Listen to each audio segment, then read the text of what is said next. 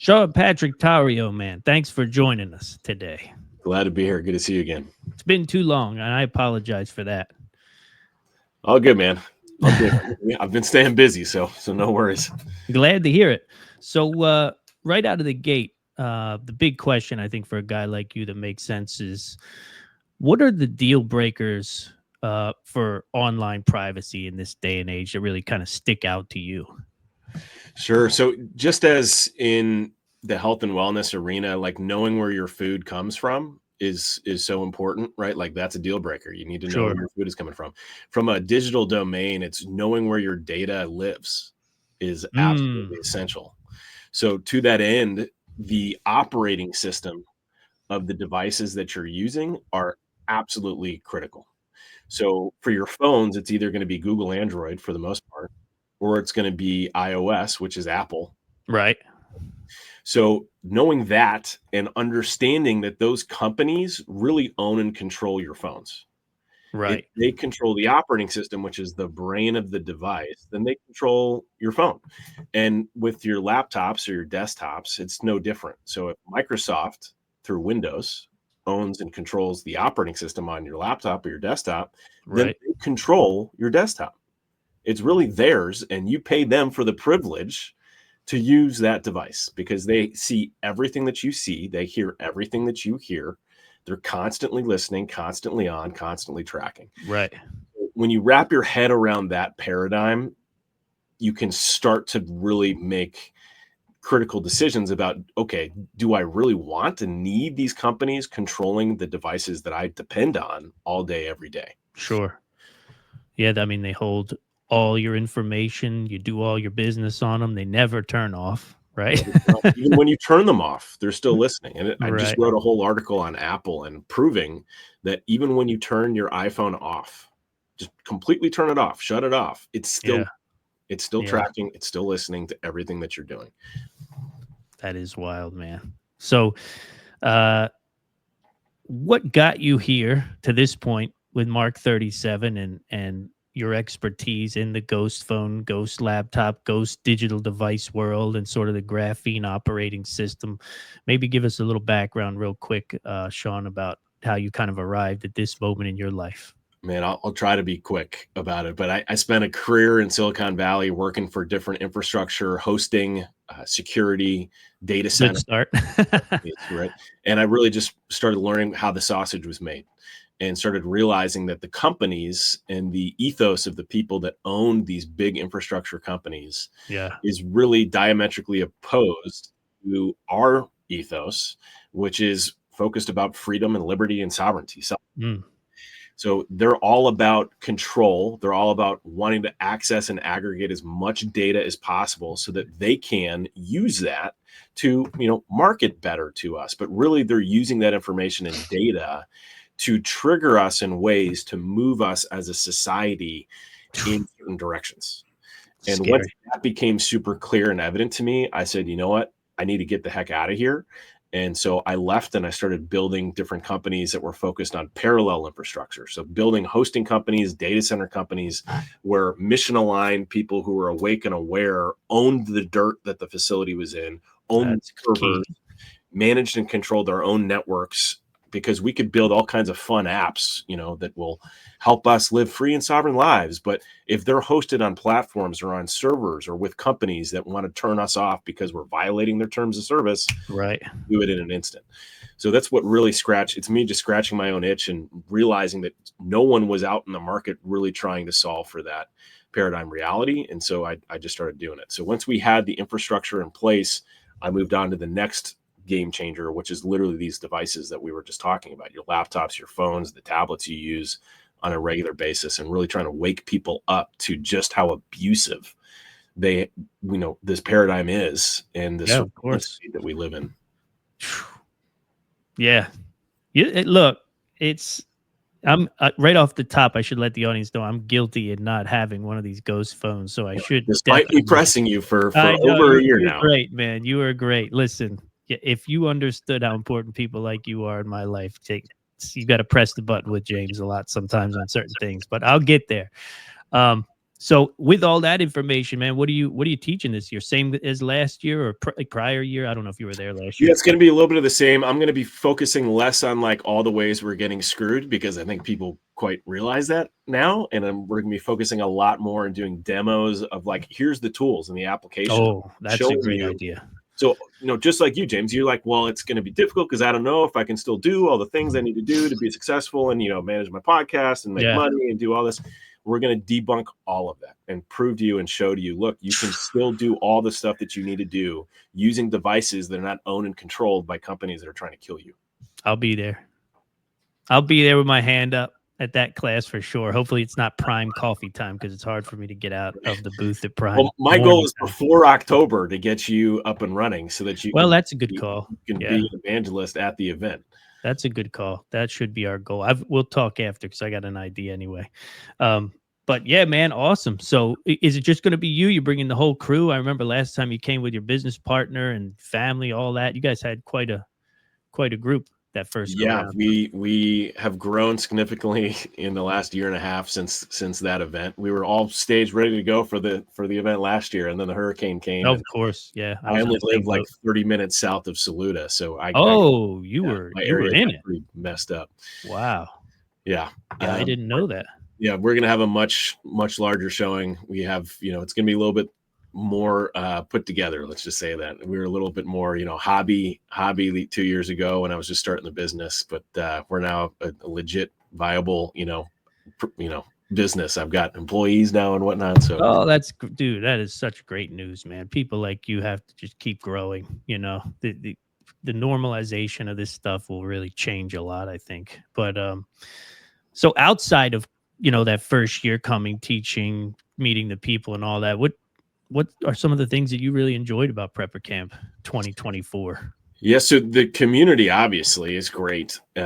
What I found amazing is how many people would walk up to us, even when we were only, a year and a half into the business, who were like, "Oh, Right. I've heard of you guys. I've seen your stuff online. It's great place with a name," and people who just hang out at our booth for hours.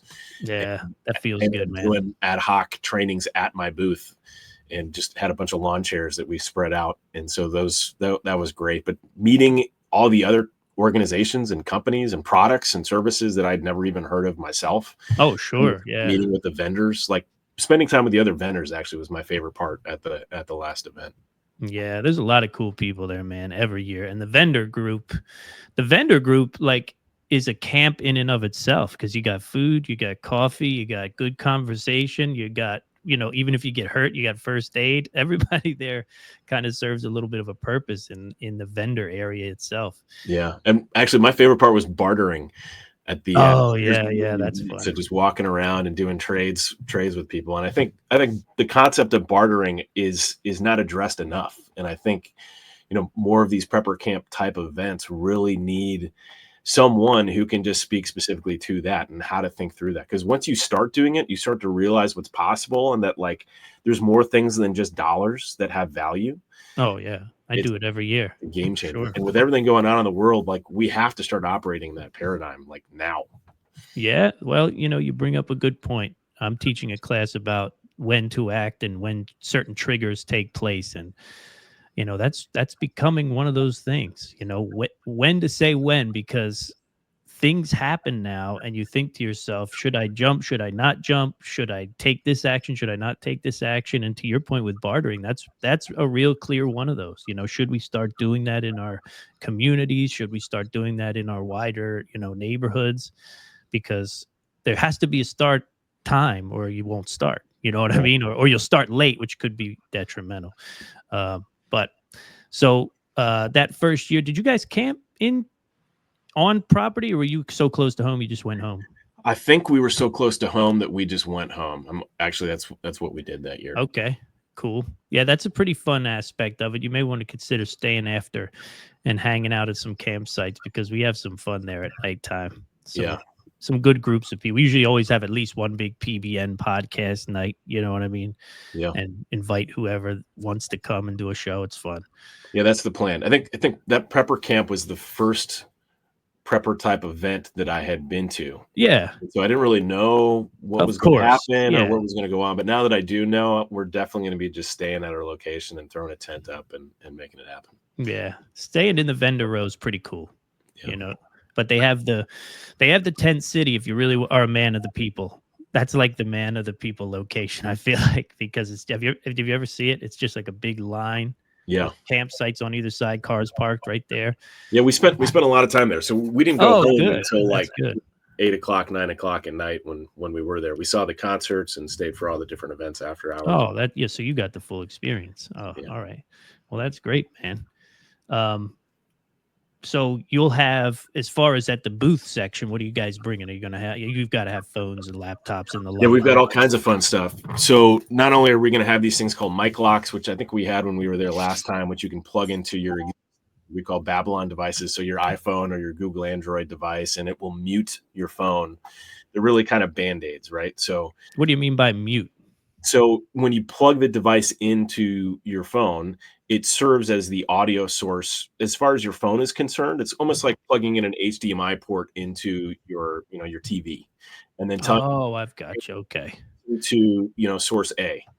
And so when you plug it into your phone, it thinks that, okay, this is now a new mic that I'm going to be listening for audio. And it actually does send a null signal into the device. So instead of it just listening to everything going on around it, it's now listening to that specific. God, you're gonna sell a lot of those, dude. So yeah, so it essentially allows you to make it so that your phone is not going to be and can't be listening to you when it's just sitting on your desk. If you pick up a phone call, it's going to start listening because you have to change the audio source to either speakerphone or Bluetooth or headset or whatever. So we're definitely going to have those. We're going to have Faraday bags. We're going to have our what we call ghost phones. We're going to have different versions of those. We're also going to have, we finally found, it took forever, but we finally found a flip phone, like super basic flip phone that just does voice, just does text. Wow. And it runs an open source operating system called Basic OS, and it's really cool. We're just starting to sell these things, and we have a huge demand for them. So if people who just want to go backwards and they just want to go back to a flip phone that just does simple things, that's what this does. So those are really cool. We're going to have a couple of those that we can demo. We're going to have a bunch of different laptops. I know that there's other stuff that I'm missing that we're going to have at the event, but we're going to have all kinds of fun tech related. Oh, we're going to have all kinds of fun alternative comms related stuff. So most people know ham radio and they know the Baofangs and whatnot. Yeah. There's also these devices where you can create a mesh network in your local community. Yeah, they go for about 1 mile to 3 miles. It's a huge topic on our network, and the prepper camp. Rick and his crew, man, they all have them working up in their area. Yeah, the Mesh-tastic is amazing stuff for off-grid communications for sure. That's great that you'll have those there because there's a lot. We've talked about them ad nauseum this year on PBN, and I'm sure people will be looking for them. Yeah. I think so we're going to have those, and we're going to demo those and show people how those work at the event as well. So nice. We're going to have all you're gonna demo them too? That's good. Because Chin is giving one of our hosts and one of the guys who's there every year setting up is doing a whole Mesh-tastic class. Because he's kind of spearheaded it for his group. He's the bully in our group that's like, you need to get your Mesh-tastic better. You need to get your repeaters set up. Look at all the signal. Look at all the nodes that I find over here and over there. Yeah, he's the man in our group for sure on that end. But okay, well, let's do the necessary ad real quick to run so everybody can see. The event is coming, folks. It'll be here before you know it, September 26th, 27th, 28th. Northwestern, South North Carolina. Oh my God, Western North Carolina. Tickets are 25% off till June 30th. So get them now. And I can honestly say, like you, man, I've been to about 20 of these all over the country in the last 2 years. This prepper camp is hands out. It was the first event that I went to. It's still the best event that I've been to. So if anyone is on the fence being like, oh, I go to a bunch of these things, this is the biggest, the best that there is in the country. Yeah. I went to the only thing that I could, we did a bunch of like indoor stuff. I don't even do the indoor prepper shows because they just seem like a big prepper mall, you know what I mean, where there's stuff to buy. Yeah. But I did go to PrepperCon 2018 in Salt Lake City, which was a production, you know what I mean? And as cool as it was, they had like really crazy like bug out vehicles with rocket launchers on them. Not really, but that kind of stuff. Yeah. And nothing like the experience of being at the campsite, which is pictured here for those of you who don't know what the background is, having the lakes, having the campsites. Don't forget, like, on top of all of this stuff we're talking about, 60 classes a day, you also get to test your kind of off-grid might for 3 days, or even 4 days or more if you schedule your camp out longer. That's one of the coolest things, is for people who are maybe just getting into prepping and all that kind of stuff. They get to see, like, what's life in a tent really like for 3 to 5 days, because it's probably a lot different than they think. You know what I mean? So that's another added bonus to it all. You can test out all the stuff that you maybe have bought the year prior. Well, to that end, Sean, and I'll touch base with you before we get down there and everything. I was talking to Chin about setting up a Mesh-tastic net for prepper camp, because I think, and that would really serve you guys too, because you could say, hop on here and text message on this network. So that could be kind of fun, but we'll talk about that. Anything else, man? Yeah, I would say let's just start praying now that there's no, faux hurricane, man-made hurricane that comes through the area in October, right? Was it October? September. Well, basically, end of September. Yeah. But I'll tell you what, I've seen a lot of prepper camps, and a lot of times it's off and on. A lot of times it's 1 year is heaven and then 1 year is hell. And clearly it was hell last year. So it'll probably be beautiful this year if I had to guess. In 2019, we got a deluge of rain. Like, I remember serving coffee in a puddle, like for days in a puddle, just standing in water. Yeah. And serving coffee out to people. And I'll tell you what, man, as hellacious as it was, because it rained during the weekend, it was cold. As hellacious as it was, like, the prepper campers were there, and they were there with their waterproof, their jackets on and everything, and their notepads, and they get their coffee and say, I'm going to endure it. We're going to class. Yeah. So it was cool, man. But thanks for joining us. Mark37.com is the website, right? Yep. Come find us, mark37.com. We've got all kinds of fun stuff that you can check out. And we also offer free consults. So I think that's the key thing, because most people don't even know how to get started in this journey. What do I do? Where do I go? It kind of seems overwhelming, because it can be. But just like I was mentioning at the very beginning related to health and wellness, you don't just decide, hey, I'm going to buy a raised bed and I'm going to start growing my own food and I'll never have to buy food from a grocery store ever again. It's a step-by-step process. Yeah. So that concept, I think, is key for people to really wrap their head around. But if you need someone to talk to, or you want someone to talk to, on the very top of our website, you can just click on free consult, and you can schedule a 15 to 30-minute free consultation with someone on our team. It's likely going to be me, to be honest with you. And I'll talk you and walk you through, what you specifically can do, what options you have, so that this doesn't seem so overwhelming of a process, which it isn't, and it doesn't need to be. It can be if you don't know what you're doing. It's like saying, hey, I'm going to go live off the grid tomorrow, and I'm just going to buy all this stuff and then try to figure it out, right? One book. Figure it out on my own. That's going to be tough for you, right? But you don't need to do that. You can slowly start to build all this new stuff and get it set up before you go and transition over and start to use it. So I think that's super key. And then you can come watch your class, come talk to you in person at prepper camp. Man, it's a good opportunity. Amen. Well, Sean, thanks so much for your time, my friend. Always good to talk to you. And seriously, congratulations on business booming and building this thing, because you're creating a highway out of the digital gulag. You know what I mean? Yep. Amen. All right. I'll talk to you soon, my friend. Thanks, brother.